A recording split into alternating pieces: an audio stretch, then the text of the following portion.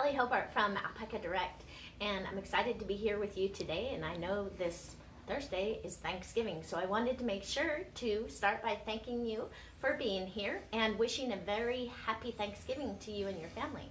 So what we're going to be talking today about is how to create soft and squishy fabric, and some different things that you might want to keep in mind as you're gonna knit your projects or crochet your projects, and how you might think a little differently or examine your project a little differently so that you can make sure that that fabric is super soft and super squishy. Or you might not want it soft and squishy. You might be making the bottom of a slipper, like this Mrs. Hupp slippers pattern that I have. It's purposefully knit on smaller needles and at a tighter gauge so that you have not so much airflow going through, and it's sturdy so that you have this wonderful bottom for your foot, and it will last a long time. I've had ones that have lasted for several years with this lovely Ultra Alpaca Chunky, and I love them. So that would be an example of a project that I have done where I did not want a lot of drape or squishiness to my fabric. So the first thing that we ask ourselves is, what is drape? What is it that I'm talking about? And what I'm talking about is we're trying to create fabric a lot of times that is very cushy, comfortable, flowing, wispy, sort of like this one. This would be an example of a very nice drape that you would get from fabric, and this is done by using larger needles, and of course you have to be mindful of what yarn you're using. And this one is a wonderful pattern that I just did not long ago. It's called Sturgeon, and it's by Nora Gone, and it's using Sueno by Haiku, and it is a merino wool yarn that is absolutely fantastic, and it takes 2 skeins to make this, and this was a really fun project. But it's an example of having wonderful drape. If you see it, kind of like draperies. I mean, it just falls nicely and lays wonderfully around. Why don't you show how it goes on your back? And keeps you nice and warm. And so that's what I'm talking about today, is how to create this kind of fabric and what you might think of when you're doing it. Well, you can wear this kind of like this. It doesn't really match what I'm wearing, but it's a really fantastic little shawl. And it was a really fun, super fun knit. So, great project to try. Anyway, I wanted to show you this as an example. Another example that I have for creating drapery, very drapey fabric that is squishy and soft is this tabulated shawl that I've been working on this forever, from Megan Jones.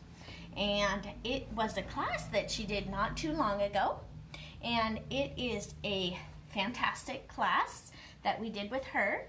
And right here I have a loop of yarn that for some reason there's a loop here, so I just attached a little stitch marker, and it's a trick that you can do when you're knitting. If you find something that doesn't look quite right and you're going to need to weave in the ends and fix it up later, go ahead and slip a nice little stitch marker on it so it doesn't go anywhere and doesn't cause you any problems, and then you'll know it's there so you can fix it before you take your yarn and dispose of the rest of the yarn or use it on another project. So as we're going along, if you can share with others and let them know what we're doing, we can all learn together. And if you have any great ideas, go ahead and post those in the comment section, and you would be entered to win this last week's prize was my baggie. And this is a wonderful storage bag that you can use for your knit and crochet projects, and it's really fantastic. And the prize for this week is one of these little tape measures, and I was thinking that I would give you have the boxer one, and these are actually tape measures. They're pretty cool, and they're little crocheted ones. Okay, how do we pull it? There you go. See how why don't you show the front of it? And this one's a penguin. And what's the boxer? Yeah. The boxer is the mascot for Ravelry, and I thought that was pretty cool. So those of you that use Ravelry would appreciate that. And anyway, so back to our soft, squishy fabric, right? So there are times when we want really soft and squishy, and times when we want firm fabric. But for right now, I'm going to be talking about the soft squishy fabric, because I want you to think about different ideas and ways that you can always make sure that you have that wonderful fabric that you're trying to get. And I did a lot of research, and spent a lot of time thinking about it, trying to come up with different ideas and things that you can think about while you're doing your project, so you ensure that you have this wonderful fabric.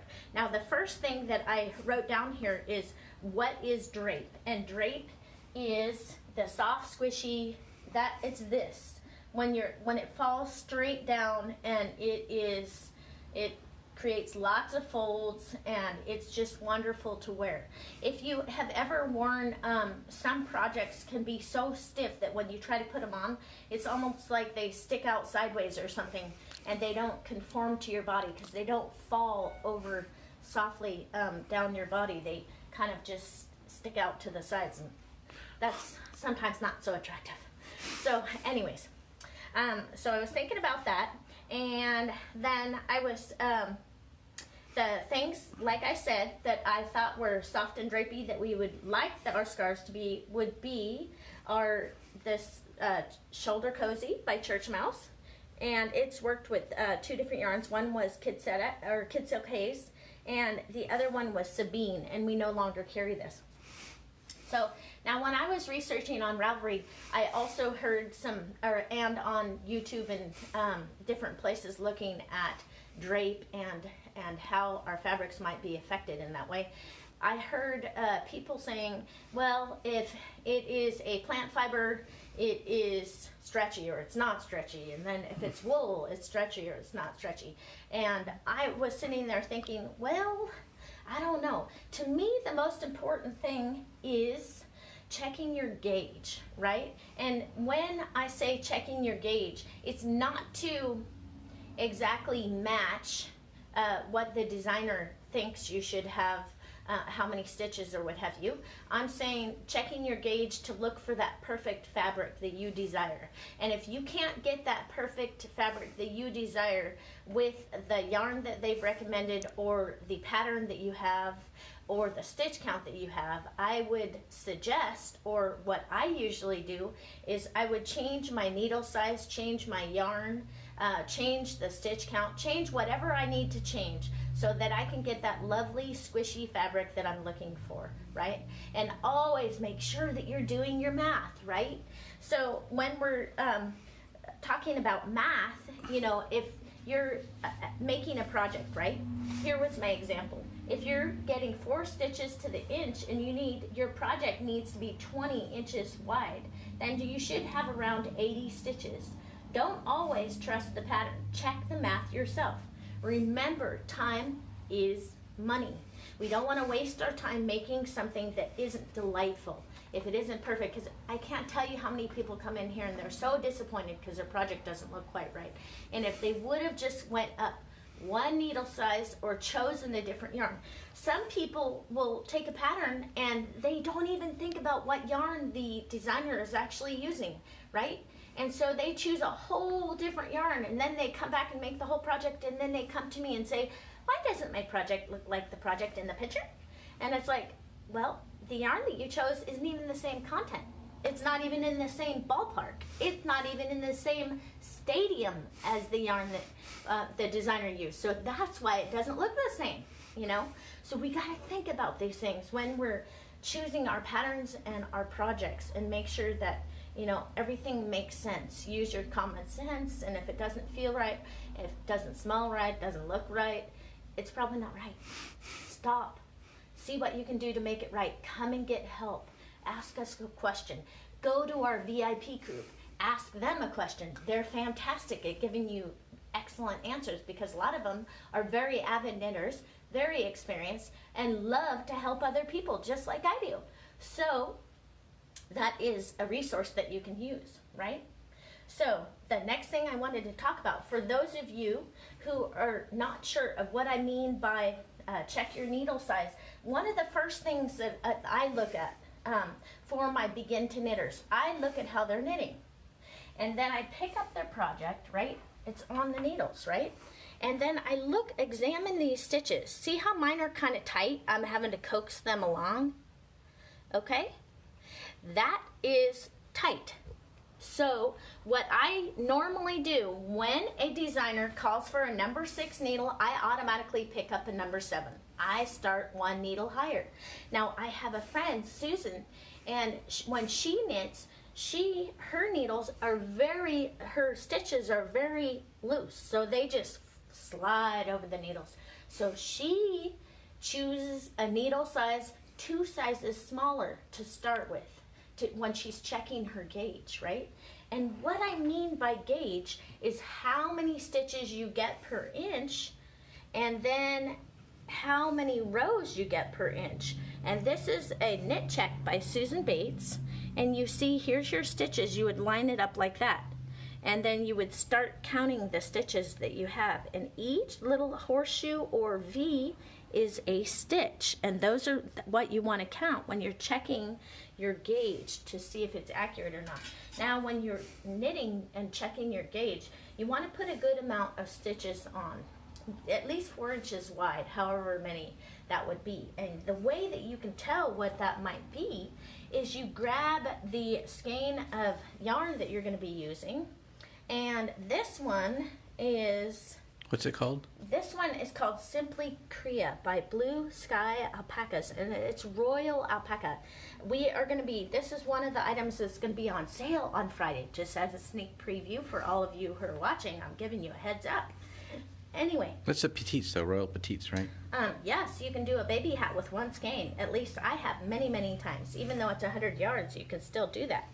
And so this one, if you look at the back of your tag on the yarn, it says 6 to 7 stitches per inch.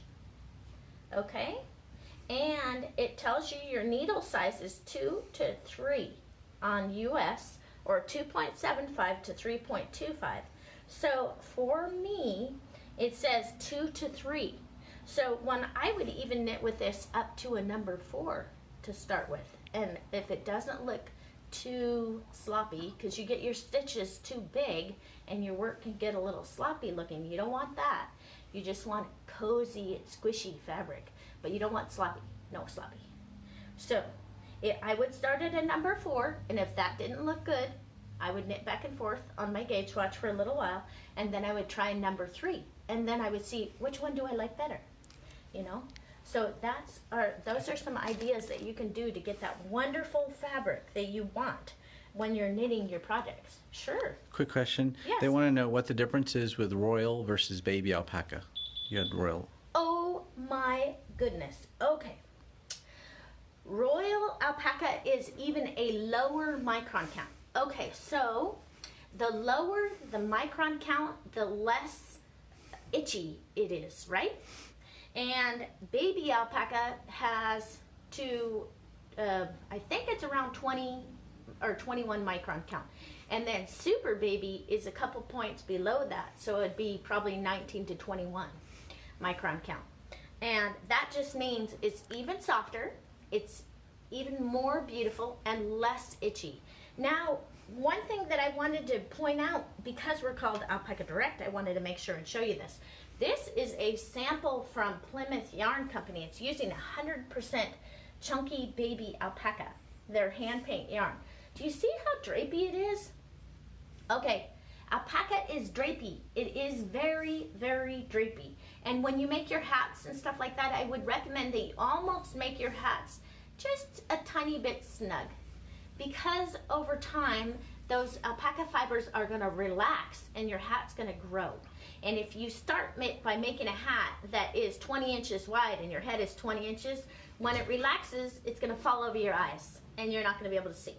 That would not be good. So keep it in mind that when you use alpaca, it has fantastic drape. And so you need to account for that, all right? And I also wanted to show you this other example. Here is an example of a yarn that we had in back. I was trying to show you sometimes yarns themselves can make it difficult for you to have drape. This is a cotton yarn of Chainette and Construction, and it is very ropey, okay? So in order to make this have drape, I would have to put it on very large needles. So now that we're talking, you're kind of getting the idea that several things affect drape. One is the needle size that you use, and the fabric, the actual content of the yarn that you use, knowing that the alpaca is very drapey, and wool can be drapey too. 100% wool sometimes is not very drapey, but if you throw it on a large enough needle, it can be drapey. Okay, this is the Malabrigo worsted merino, and I made a stocking with it, and I knit it a little bit tighter. It's probably on a number 7 needle. This is a church mouse pattern Christmas stocking, and you can see that it has structure to it, so it's less drapey. So 100% merino wool can be less drapey, right? But it's still fantastic, and you just have to keep that in mind when you're knitting. Here is a project that has 100% merino wool, and a shawl has been made out of it, right? And this is the Lehigh shawl by Melanie Bird. And you can see it has plenty of drape to it, okay?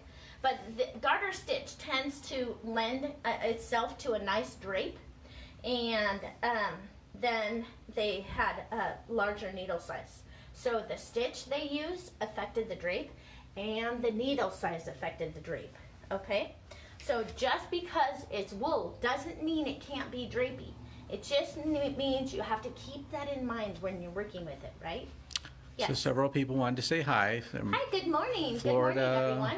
Maryland. Oh, that's awesome. Thank you for joining me. New York. It's so nice to have all of you here. Oklahoma.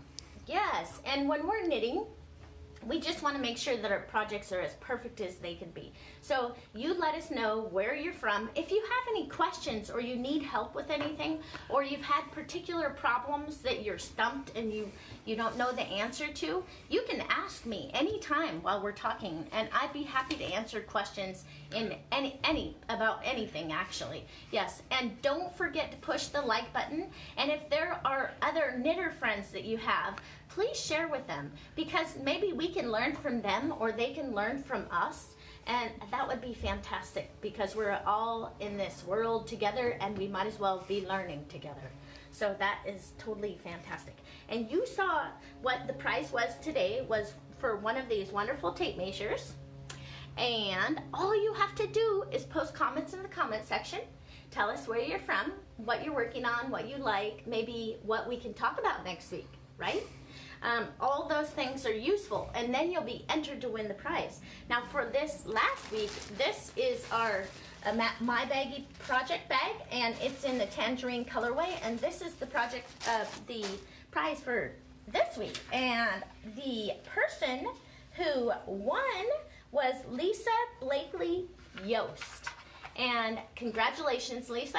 All you have to do is give us your address and your shipping information, and we can get that out in the mail to you because you won today. So see, all you have to do is post comments in the comment section and you're entered to win. Why don't you talk about that question that came in your VIP group about ribbing? Oh, we're going to be talking about that in a future Facebook Live. Okay. Okay, so we had a VIP group member who was talking about how to bind off in 1x1 ribbing and have it be stretchy, a stretchy bind off. And I want to do that in a future Facebook Live. And what I was thinking I'll do is I'll do some pretend cuffs of sleeves, and I'll use some different methods, and we can compare them side by side, and we can check the stretch and see what they're like, and you can tell me what you like. And so that was a Facebook Live idea that I got from one of our VIP members. So thank you for giving me that wonderful idea. And you can also join our VIP group to see what the other knitters said about that comment and how they solved the problem, if you wanted to find out early. So anyway, so I'm going to be talking about that in the future Facebook Live project. Oh, also, I had 2 more projects that I wanted to talk to you about, and one of them, remember last week how I mentioned the vines hat that I was doing for Evie? And this is her, here's what the original pattern looks like, see? And what I did, of course, I changed everything. So, see, I put the pattern, I copied another copy of it, and I put these together, and then I highlighted where my decreases would be for the top of the hat and what color they would be. since I was using purple and blue, we have a P for purple and B for blue, and those are the increases that it would be the slip knit on this side and then knit two together on that side. And so anyway, let me show you what it looks like. Right, there's the top of my hat. It's in pattern for little Evie. And this is super baby alpaca. It's called Simply Crea, and Simply Crea comes in a ton of different colorways, and it is a fantastic yarn. Okay, normally I'm not a great fan of applied yarn, but oh, this is so nice. I love this yarn. So if you guys get a chance and you would like to, I'm telling you, it's one of my favorite yarns. And I told Tara about, she's the one that told me about this pattern. I told her about the yarn, and she got a couple skeins and she started doing this hat. And she said, now I want 2 skeins in each colors, because the possibilities of things that you can do with it are limitless. So she is planning on buying more of the Simply Crea after trying it. Yeah, so that is fantastic. Now I wanted to mention my Palomino Sunset class, and this one is a Megan Jones class that we were just working on this last weekend, and I did my swatch and I actually started the project now, and I haven't gotten very far yet, but it's starting to develop and it is going to be awesome. It's going to need a little blocking.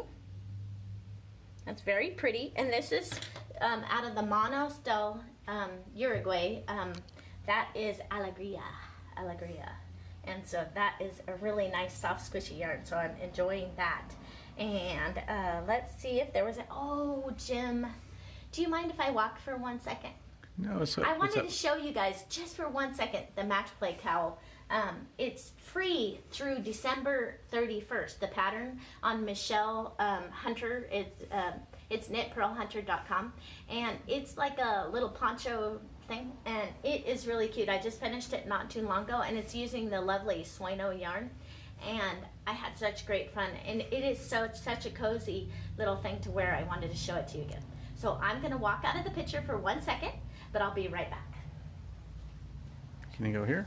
No, that's okay. I'll just bring it to you. Oh, okay. Here, we can just stand right here. It's okay. So I wanted to. Yeah, You it's got good. it? Yeah, we're good. Yeah. So this is totally awesome. It's a project I did, and all I did is this dot pattern. I did the solid dot pattern on the back. I don't know if I can move it without. Can you see the back of it? Yeah, yeah. And the back is maybe just a tad shorter than the front, but I kind of like that because I don't want it too long for me, because my torso is already kind of long and my legs are kind of short. And so if I get, if I wear something that is too long, it makes me look like I'm all trunk and no legs. And that's not a very attractive look for me. So I almost do better with shorter shirts and things like that. And then what I did with mine at the top, I changed the top, I made it longer.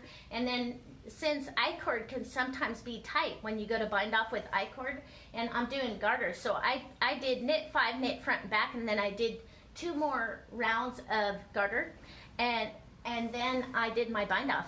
And what it did is it gave me a really relaxed I-cord bind off that I didn't have to worry about being too tight, and I didn't have to go up. I didn't want to go up in a needle size, because sometimes if you go up in a needle size on I-cord, it can get kind of a little sloppy looking because the stitches will look too loose. And so I wanted to keep the I-cord tight. So I just added stitches and then I bound off. And I have never done that before. It was just, you know, I thought, well, I'll try this. What's the worst that can happen? I have to pull it out. And I really liked it. So anyways, food for thought. Another learning moment for me. So I always like learning new things. Thank you, Jim, for allowing me to share that.